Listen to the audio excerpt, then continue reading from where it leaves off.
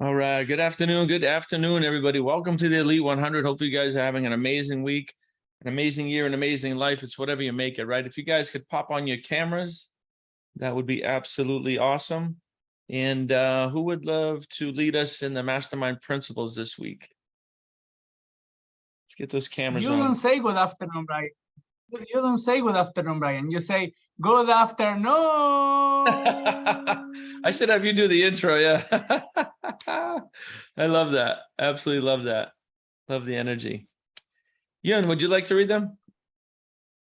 Would love to. Yeah. Can you put it up for us? Sure. Just give me a second. I'll pull that up. Hello, all beautiful people. Hello, Hi, Jen. Ben. Ah! Hi, Ben. So I heard Yun, I heard that Keaton had a nice either meeting or dinner or something with you guys. He was just blown away. So he'll be coming in this group pretty shortly as well. So I love it. Love it. Him, his wife, and his kids. It was amazing. I love that you guys are all connecting on your own. Absolutely. Love that. Love that. So I release myself to the mastermind because I am strong when I have others to help me. I believe the combined intelligence of the mastermind creates a wisdom far beyond my own. I understand that I will more easily create positive results in my life when I'm open to looking at myself, my problems, and opportunities from another's point of view. I decide to release my desire totally and trust to the mastermind, and I'm open to accepting new possibilities. I forgive myself for mistakes I have made. I also forgive others who have hurt me in the past so I can move into the future with a clean slate. I ask the mastermind to hear what I really want, my goals, my dreams, and my desires. And I hear my mastermind partner supporting me in my fulfillment. I accept. I know, relax, and accept, believing that the working power of the mastermind will respond to my every need. I am grateful knowing this is so. Dedication and covenant.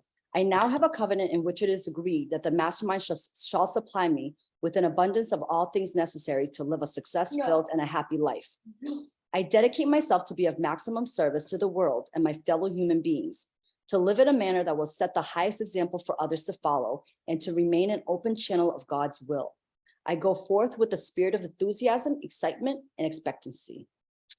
Awesome. Thank you for that so very much.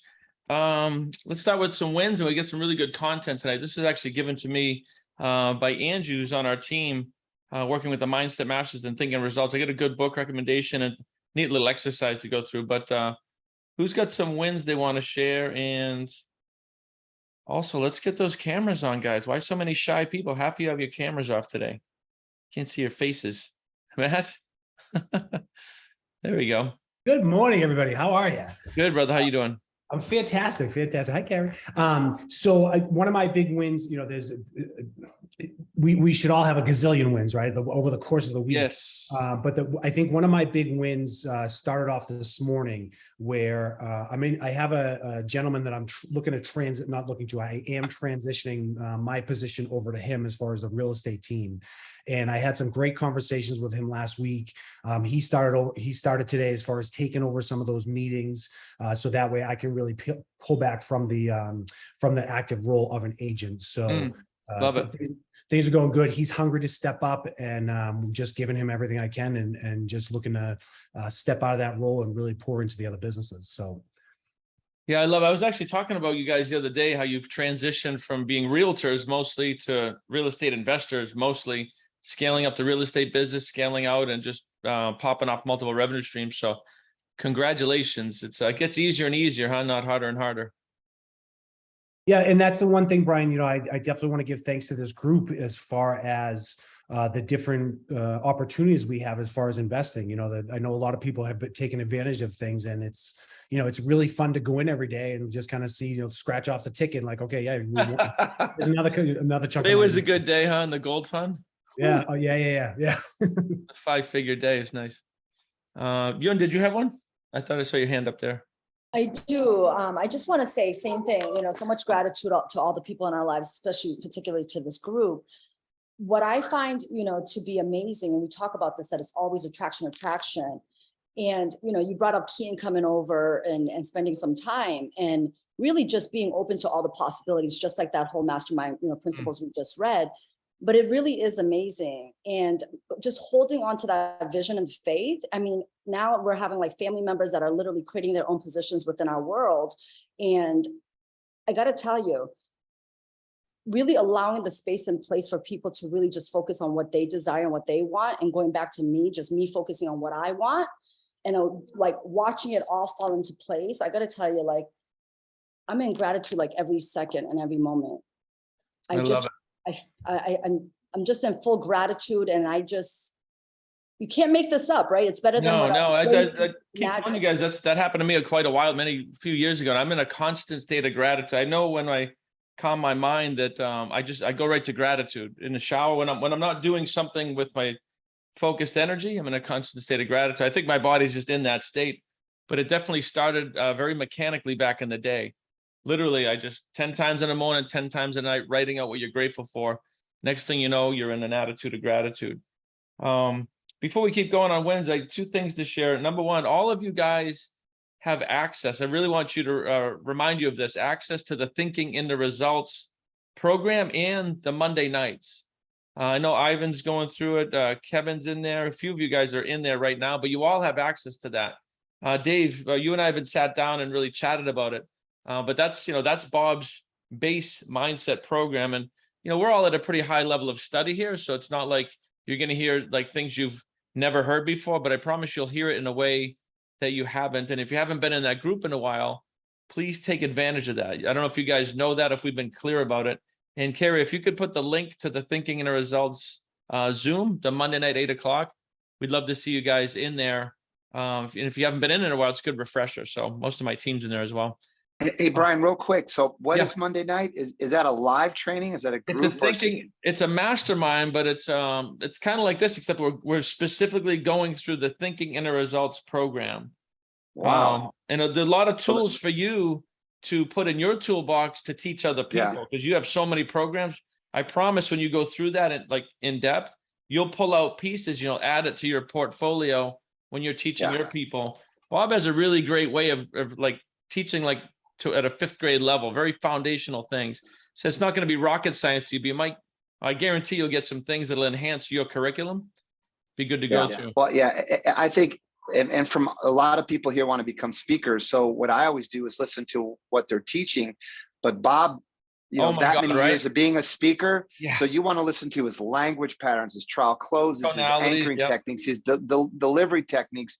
So a lot of these techniques that he's created is a performance from stage to do that. So 1,000,000%. You're right, he was one of the best. Yeah. So that's Monday. What time Mondays? Mondays at 8:00 Eastern. And there's a whole curriculum. Did you and Val get together and get onboarded? Not yet. All right. We'll do that on site. I'll take a note. Val, if you could take a note on that. Yeah, Val, please reach out to me. I'd love to. I'm committing. I'm going to be on next Monday's class. I love it. Sure. Love it. So, love it. Eric, you have a win, bud? So you in a boat? I'm in Aruba, actually. Oh, sweet, my man. Yeah, so if it's a little windy, I apologize. I'll try to walk around. But that's what I guess that's for the wind. Well, so you can hear me, so you can hear my win. So I left with a lot of clarity from our weekend together, and I hired probably the best person ever to help take control of Markarian Electric as one of the primary companies. And that was, I hired him on Friday and we left. Wow. Anybody I know? Day. No.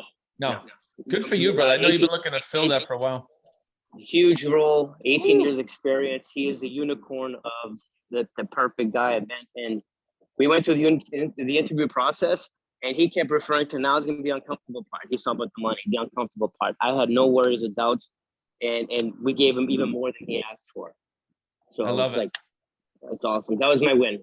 And being here is not too bad. That's a massive one. I know you've been looking for that for a good while. So, all right, we'll do 2 more. Chris and then Ivan.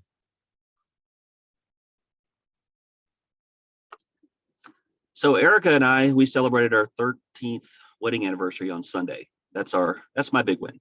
That is a huge win, brother. When you find your unicorn and you have her for 13 years, that's a win for me. That's a massive win. Congratulations. I love to hear that stuff. Thanks. Yeah.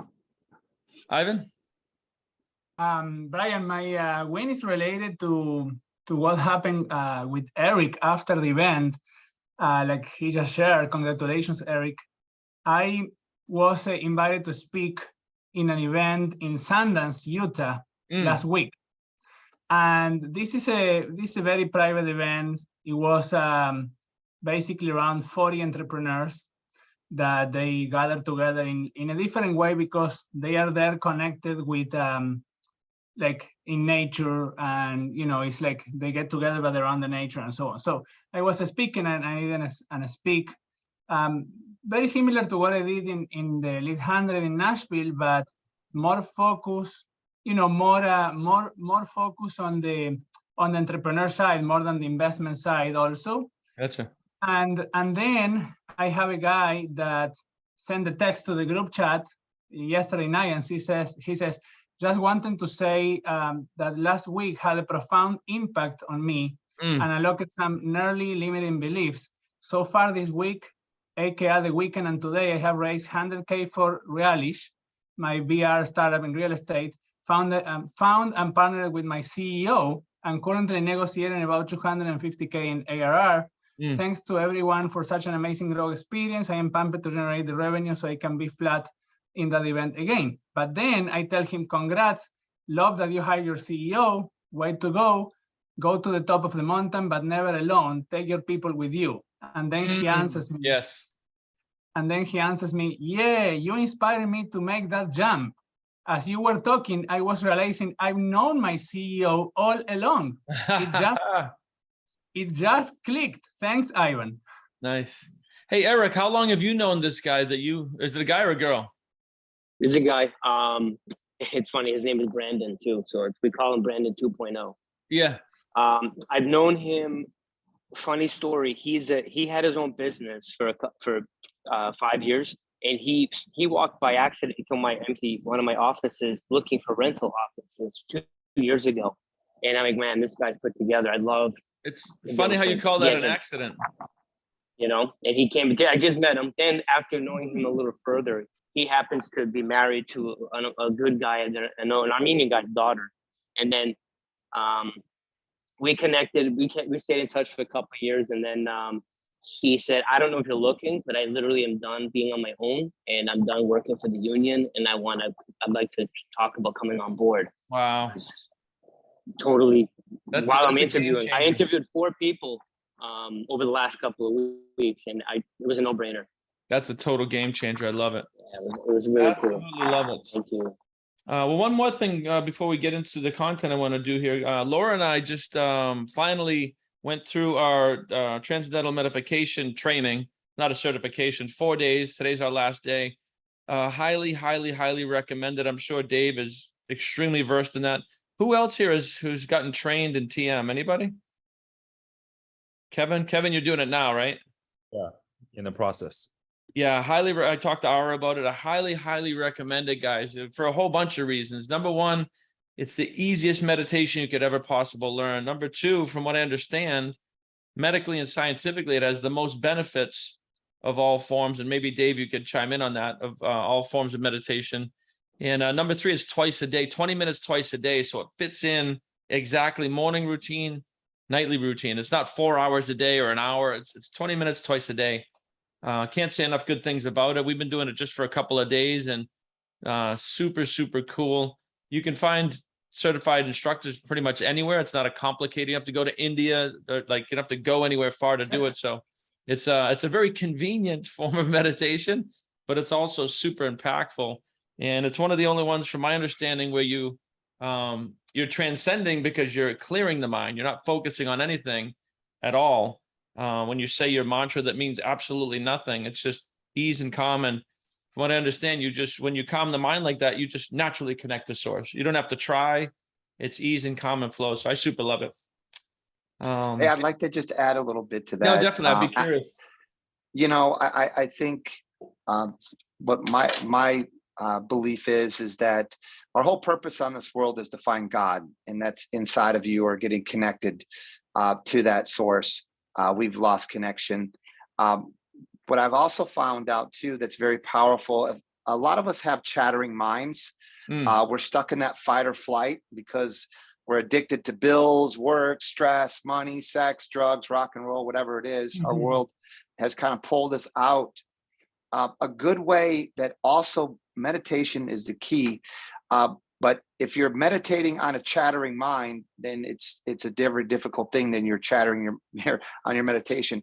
What is really a good gateway is chanting. See, the oldest language on planet Earth is Sanskrit. Sanskrit is supposedly the language from God.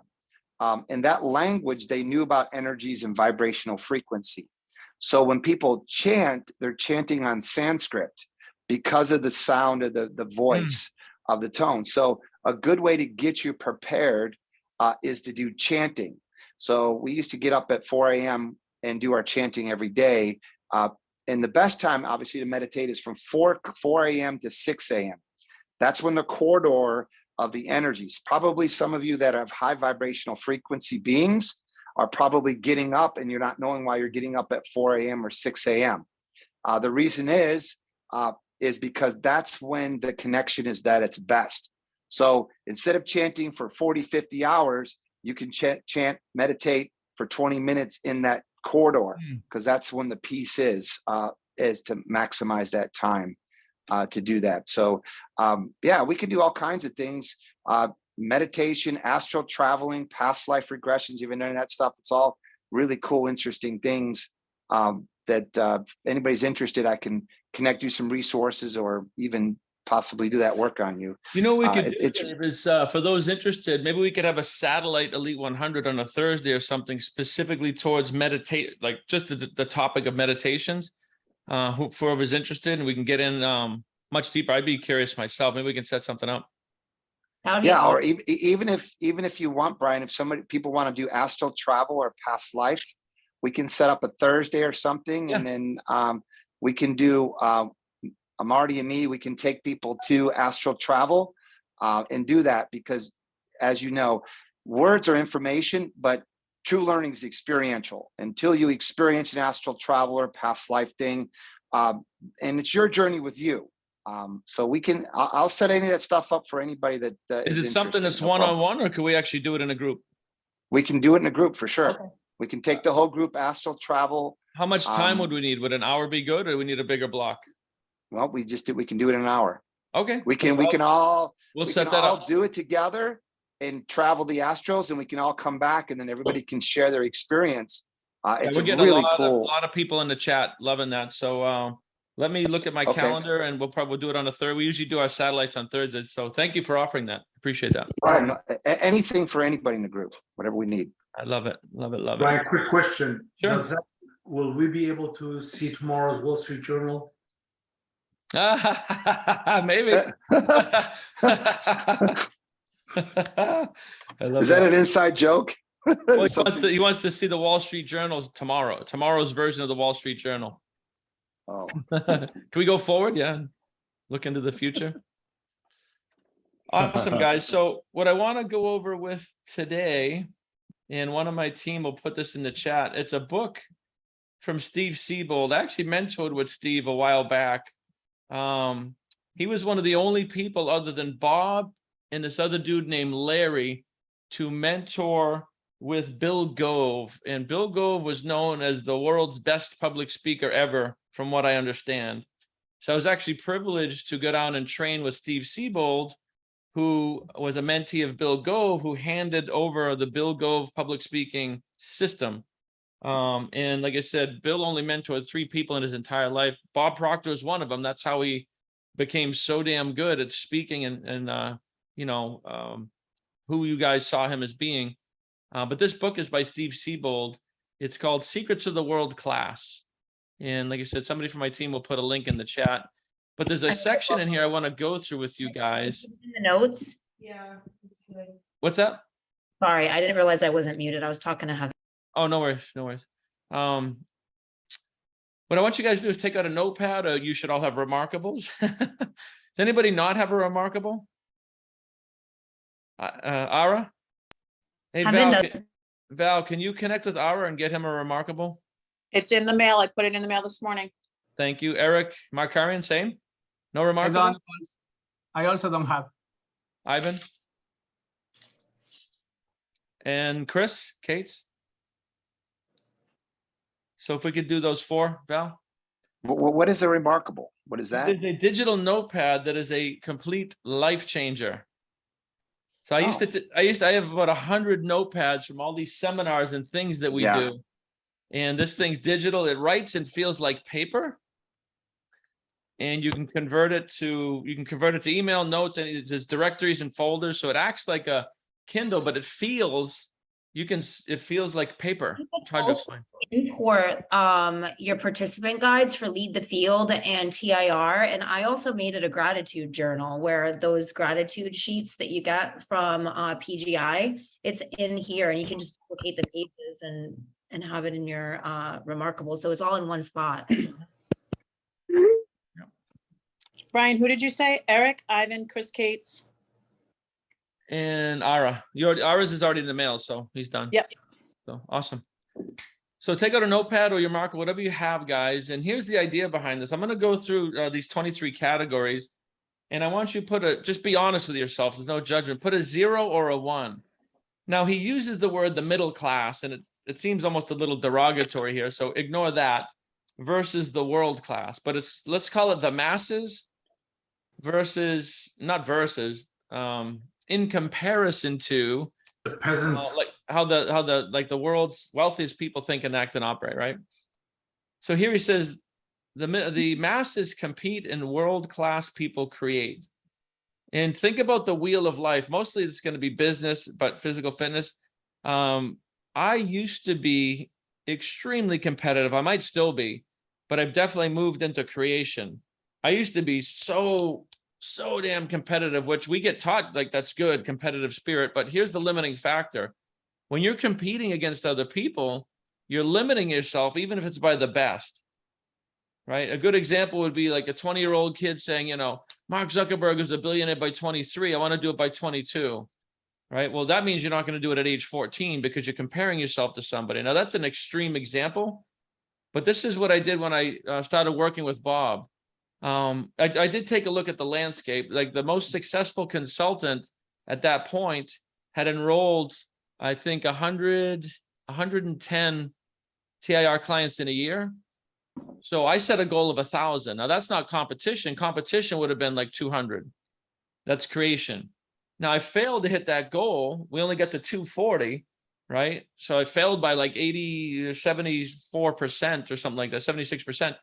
But it was 2.5x what the best person in the entire world did. So that's a good example of creating versus competing. So just look at your life. If there's any area in your life where you're still competing, give yourself a 0. And it's not a negative thing. It's a reflective thing. Does that make sense? If you're in a full state of creation, like I think Ivan is, I don't think Ivan really has competition. I think he's just always in creation. Then give yourself a 1. I could be wrong. You all have to be honest with yourself. There's no upside to not being honest here with yourself. But just give yourself a 0 or a 1 in that category. Brian, is there such a thing as a half a point? No. If you have anything, and it says it's not judgmental, but it's going to skew it if you do anything other than 0 or 1. Okay. The middle class avoids risk. The world class manages risk.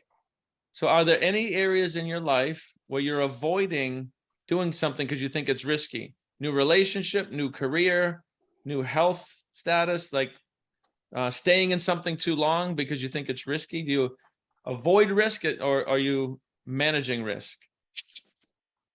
Now, I'm a 1 here. I'm a straight out gambler. I'll bet on myself 1 million out of 1 million times, and I'll do things just to see and get information. So I don't even know if I manage risk. I just take it.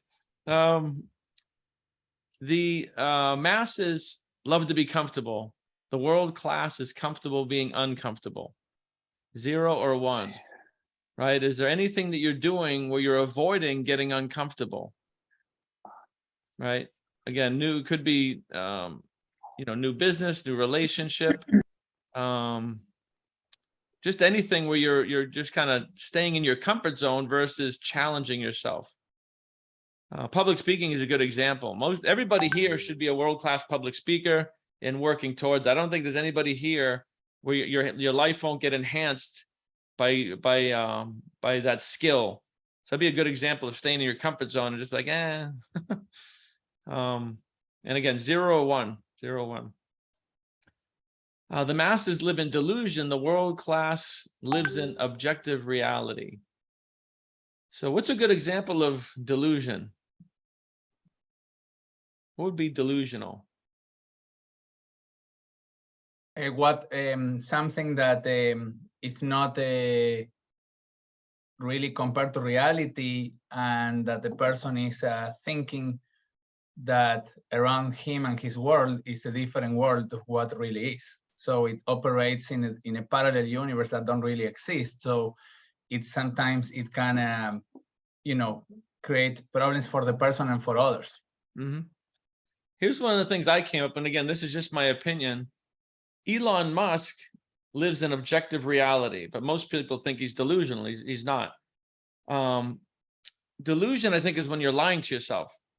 Oh, I'm going to be a billionaire, but you don't study anything about billionaires. You don't meditate. You're not connecting to God. You're not taking physical action, right? It's when you're lying to yourself and you know it.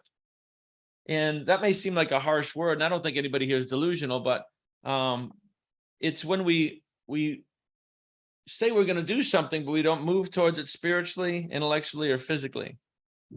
Objective reality is most of your C-type goals. Like Elon Musk, his objective reality, his what he sees is colonizing Mars. Now, he'll either do that or his physical time here will expire. Right. And I look at Ivan too, because he's got about a 200 or 300 year goal with his family office. Most of what he's putting in motion will not be manifest into form until long after his physical passing. He'll get to enjoy it spiritually, but not physically. And well, unless he's reincarnated, who knows? So I think most people here are not delusional, but objective reality is what you see as reality. It's not what the masses think. It's what you believe and hold is true. Objective reality. It's in the physical world too, right? It's objective. So most of your C-type goals are living in objective reality. So I think most people are a 1 there. The masses hunger for security. The world class don't believe in security. So this one's kind of deep. What do you guys think about that statement?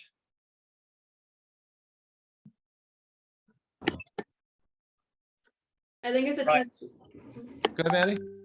I think it's a testament to being spiritually led, which we all are, but being able to trust in your intuition and kind of like, I don't want to quote Gabby Bernstein here, but the concept of the universe has your back and being spiritually led, it always feels like you're kind of on the edge of your seat, versus, trying to create a false security for yourself in a job or I don't know, something that's quote unquote. No, you're definitely up. That's how I look at it too. So the masses look for income, health, relationship, environment to be secure.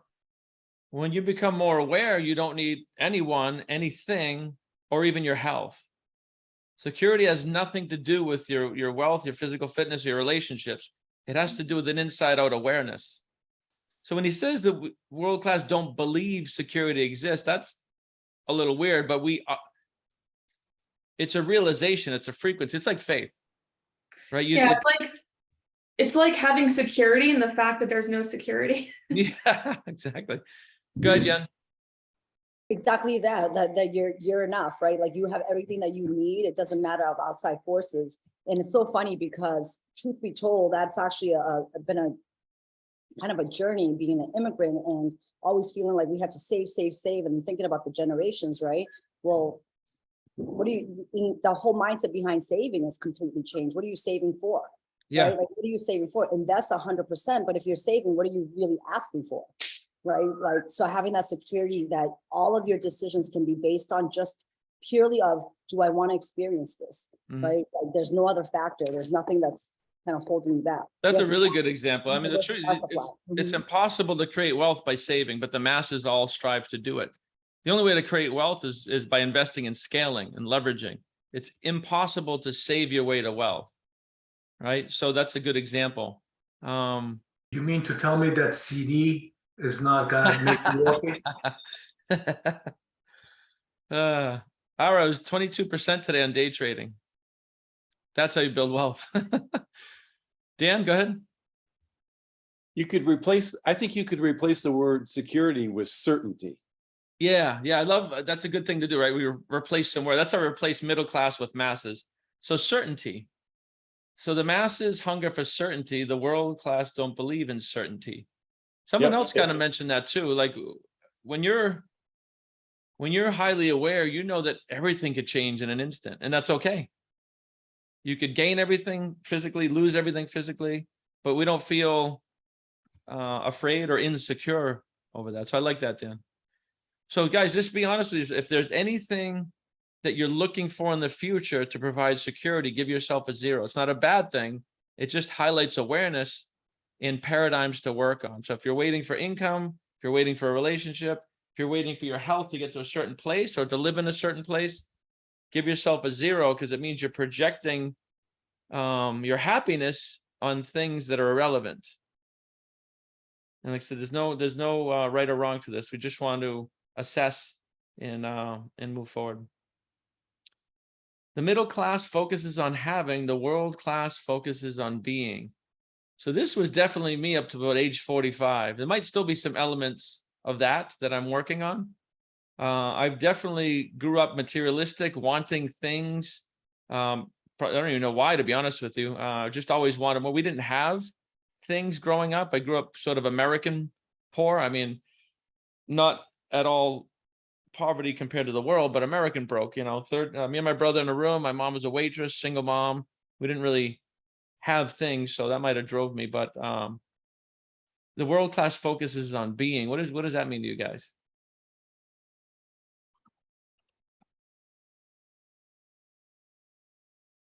Becoming the vibrational match for what we desire.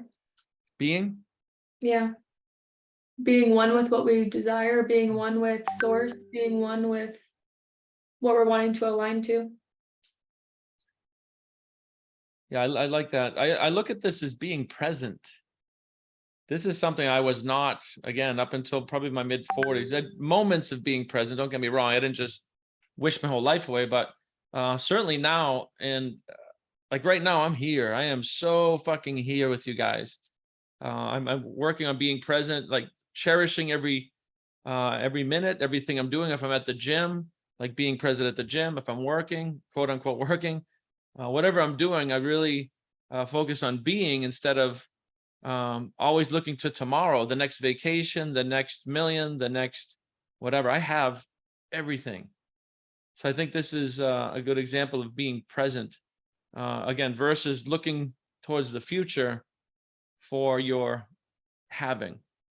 So if you catch yourself, looking for that next million, or like, oh, when this happens, I'll be happy. All right, a good example is that $650 million deal, right? That would be an easy thing to start putting all your energy into the future and stop, looking at your wife and your kids and your home and your health and just being. So if you guys catch yourself on doing any of that stuff, I think that's a good thing to work on. I think you missed the one right above it, Brian. Oh, I did. Yep. So let's go to that. The masses sacrifice growth for safety. The world class sacrifices safety for growth. I don't think anybody here is really doing that. Let's see. Sacrificing growth for safety. So that would be, staying in a dead end job because you think it's secure, or staying in a dead end relationship because you're afraid of, what if I don't find anybody?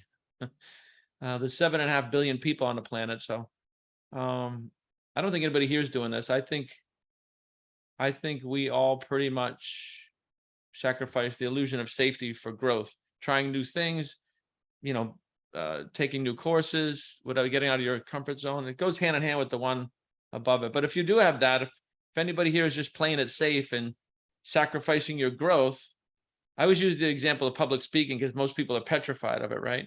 not finding out what that whole realm is like would be, it'd be missing out in my opinion. All right. The masses have a lottery mentality where the world class have an abundance mentality.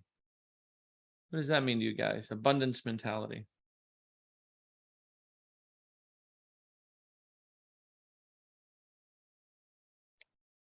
Just dream about it and it's there. What's that? If you think about it and dream about it and move towards it, it's there versus let's hit the lottery and then we'll be able to buy a house. Yeah, the lottery mentality, and people, was it 1.28 billion in the lottery the other day? I played it because I'm an open channel of God's will and I'm opening the channels, but I certainly don't stake my life on it or anything like that. But abundance is a neat thing because, and I'll give you guys an example. I teach and coach PGI consultants, and I've been doing it for years. People right in my own backyard. That's an abundance mentality. I'm not worried about them getting clients versus me. We're teaching the same exact thing. There's an abundance of people that need the help, and there should be an abundance of teachers. And from abundance, you can take abundance, and there will be abundance left. Everything is limitless. You could literally earn $10 trillion tomorrow, and you're not taking from anybody. They're just printing this stuff anyway. It's just energy. So I think the abundance mentality is the idea of not being afraid to help other people, even in your own vertical, even in your own backyard, doing exactly what you do. That would be one example. Does anybody else have an example of an abundance mentality, Matt? I don't have an abundance mentality. Well, I take that back. I don't have an example, but it brings me to competing versus creating. Yeah. I think, well, I'll give you an example. So a couple of years ago, well, a long time ago, Yun and I had invested in a fix and flip company, spent like 30 grand on the whole thing. That was a big investment to us at the time. So at that point in time, or when that happened, we had a group with someone else that bought the program. When you buy the program, you have all these spreadsheets, which is kind of the holy grail that they sell. And this gentleman was just giving it away to everyone. And I said to him, I said, you spent a lot of money on this. Like, why would you just give that out? And he said, you don't share that with people. And I said, no. And he said, Matt, like, don't be so tight with things. And I realized that I was in a scarcity mindset, and there was some negative emotions around that. And then I realized, and we all know this, you could have a room full of 100 people, you put your secret sauce on the table, there might be 10 people that pick it up, but there's going to be 1 or 2 that actually implement what it is. Yeah. And again, that whole mentality is behind me because of being in the creation phase versus the competing phase. So really think about that, guys. Are you more in an abundance mentality, or do you still have a little bit of kind of holding things back, or that lottery mentality? The masses slow down, the world class calms down. This is a really good one. The masses slow down. A good example here is the masses are conditioned to retire. Right? Take it easy, slow down, 40 years towards death, right? Towards retirement. I always say that retirement is the dumbest thing I ever heard of. What we should do is keep pursuing things till we find out what we love, and then pursue those things until the end. And again, that's just my opinion. It's not law or anything. But we always do that, right? Take it easy, slow down. Like, I'm 52 years old. People, take it easy, like, slow down. That's the dumbest thing you can do. Stop exerting your body. Like, Bob was 87 years old. Like, that dude used to, like, just run around, for Christ's sakes. He was an amazing energy. And he used to tell people that at 87 years old, people like, take it easy. Why are you working so much? And he would get pissed at them. So what do you mean slow down? Why should I slow down? You slow down. They were projecting an age thing on him. It's like, that's not me. That's you. You might need to slow down. He would actually get upset if people told him to take it easy or slow down. But it says the world class calms down, right? We master the art of remaining calm. And Bob used to say, calm down so you can speed up. Calm the mind so you can speed up. Calm the mind so you can tap into God, so you can create more easily, effortlessly, calmly. What does that mean to you guys, though? Slowing down versus calming down. Maddie? To me, I think of anxiety immediately. I think of people, the masses of people getting overwhelmed with frustration, anxiety, too much on their plate, quote unquote, where they would slow down and take things off in the physical world, like get rid of things or quit a job, whereas the world's class would calm down so that everything around them also calms down. Calming the mind to calm your world. Ara, do you have your hand up? I did, and I was just gonna comment on your previous comment, how paradigms are created. For example, my family constantly tells me, why are you working? You can retire tomorrow, or you should retire today. Just don't do anything else. Just go enjoy life. I keep telling them, I am enjoying life. This is my enjoyment. This is what makes me happy, building new things and finding new opportunities with you guys and creating. And as you know, I can't retire tomorrow, but I'll die. Yeah. I know you said it as a wordplay, but retirement is death for most people. For some No, people. it really, you're planning to die, retire, right? If you look it up, Ivan's good at this, look it up in the dictionary, right? There's things in there that talk about not death, but retiring is like putting out to pasture. So I always say it's planning to die. Do that for some shock value, right? People just, they blink and just 40 years, I can't wait to retire. It's like, bro, that's 65. You're 30. You're 30. Like, what do you mean retire? Like, no, you're just doing it all wrong. Go find what you love. And then, like, I want things to slow down. I always ask God, slow down. Slow this whole time thing down. I'm really enjoying this. I don't want to, but I'm very, very, very, anybody that knows me personally, I'm very, very calm, usually, mostly. Takes a lot to trigger anything other than calmness. So I really relate to that. We've been saying that for a decade now, ease and calm and flow, right? Hustle and grind is what ignorant people say about entrepreneurship. Got to grind it out, grind out those 80 hours. No, you can work 80 hours, easy, calm, and effortless. So time is irrelevant of resistance and force. It's just time. And I used to work 7 days a week, but I did it in a calm, confident manner. Now we work a hell of about half of that. So this is a big one. So if you see yourself in that mode, if you're not easy, calm, and effortless, a good way to say, like Matt, if you have anxiety about everything, give yourself a 0. And it just means we need to work on it. It's not a 0 like you failed. Don't get offended. It just means it's something to work on. You should definitely get to the point of never having anxiety. It's completely achievable. It's totally possible. And even if you have it for a half a second, it's gone. And I really think, I haven't explored it long enough. I really think this transcendental meditation is going to be a huge piece of that. If we're in spirit, there's no such thing as anxiety. That's a physical thing. That's when we're in a reactive state to something in the environment. Right? The masses get frustrated. The world class are grateful.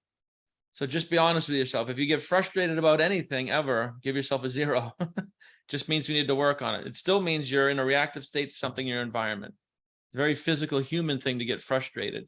It means you're giving somebody else your power too. Getting frustrated for anything. If you're in a traffic jam, if somebody cuts you off, COVID, interest rate hikes, blown deals, 6, 7, 8-figure losses. If that frustrates you, give yourself a 0. We just need to work on it. And the world class is grateful. If you're in a constant state of gratitude, you can't get frustrated. Can't be in 2 places at once. Right? An attitude of gratitude is a vibration. I look at gratitude and faith as being very much in lockstep. And we do this through repetitive study, right? We raise our awareness through repetitive study and repetitive practice, which is, again, why I love the morning and the night routine. If we're doing that 7 days a week, you can't help but get more grateful, more calm, less anxious, more wealthy, more healthy if we're doing those things. Anybody have any comment on that one? Frustrated versus grateful? Cool. The middle class operates out of fear and scarcity. The world class operates from love and abundance. So this is similar to before, but it's another way of looking at it. And I'm reading this book, and I forget which one it is. Oh, Maddie, it's the one you gave about the retreats.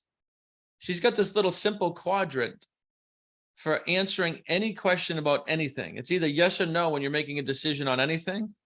So if you write yes and no on the column side, and then love and fear on the row side, and do a matrix, you can answer any question that way.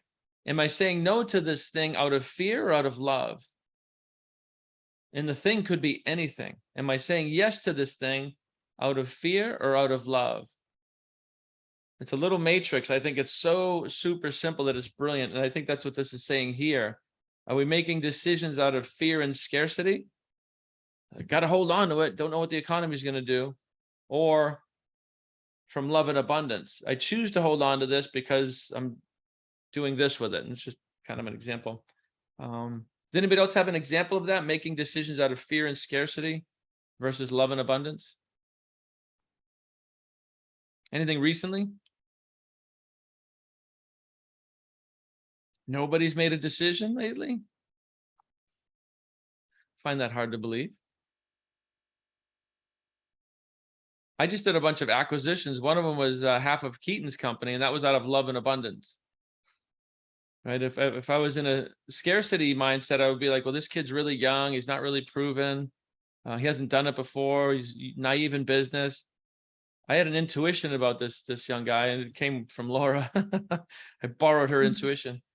But if I was in a fear-based scarcity mindset, I probably wouldn't have done the deal.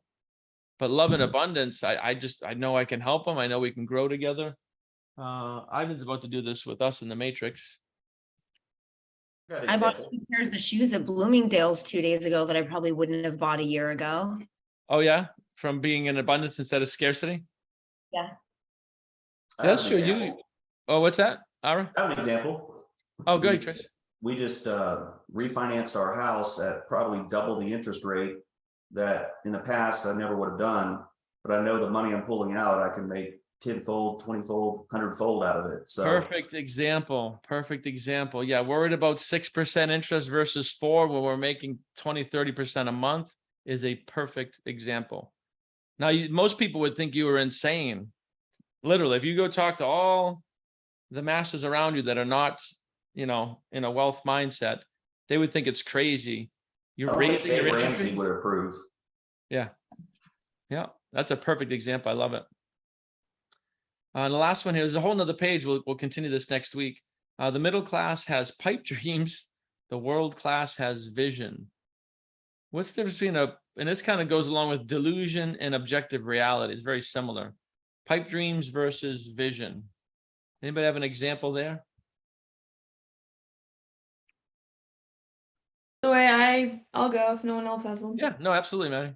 A pipe dream to me, well, I don't really know what a pipe dream definition is, but to me, it sounds like, oh, this month's going to be $1 million month versus over the expansion of my lifetime, I'm going to earn millions.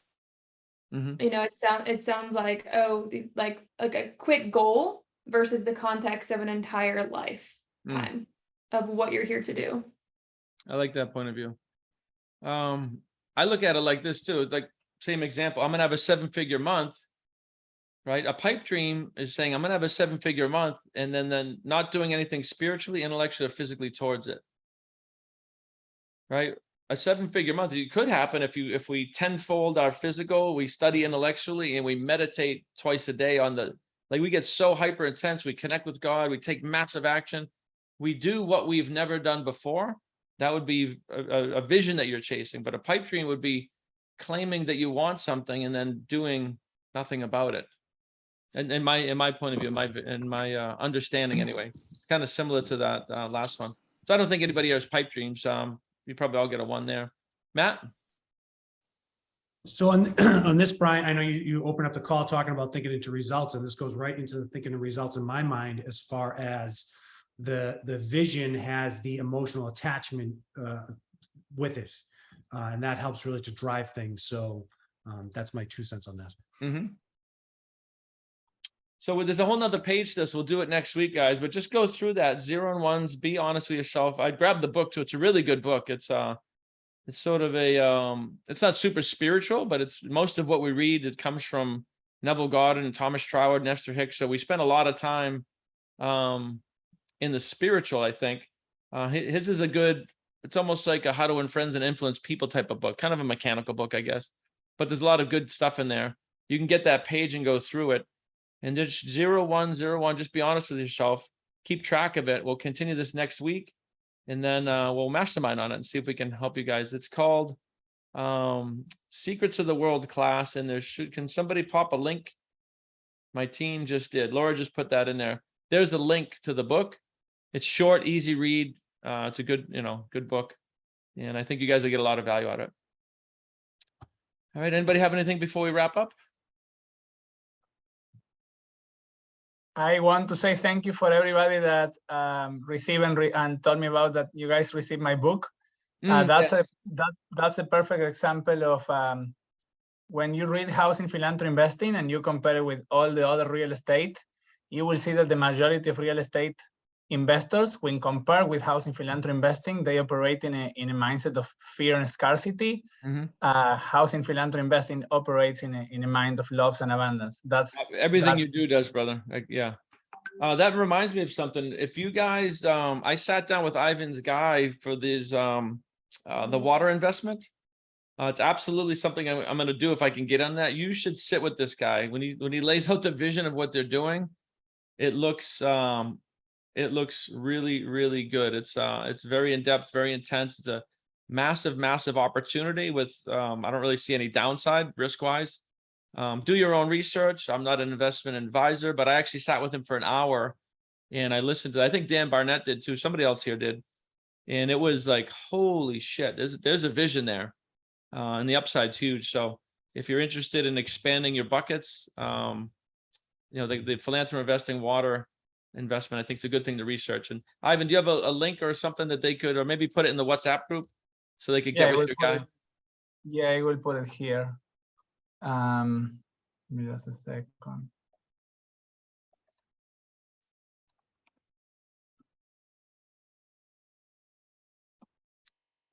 Cool. Everybody else, be well. God bless. Have a great week. It's great to see all of you. Let's make some magic. And I look forward to chatting soon. And Dave, we'll go back and forth and we'll pick a Thursday that works, maybe in 2 Thursdays or something for the Astro travel. That'll be fun. Yeah, 100%, man. I think that people enjoy it and the experience is very, very, very blissful. You can ask Yoon and Matt, they've experienced it. It's really cool. I love Fun it. stuff. Looking forward to it myself. Amazing. Thank you so much, Brian. Thank you, everyone. Love you all. Take care, everybody. Be well. Thanks, guys. Bye. Bye-bye.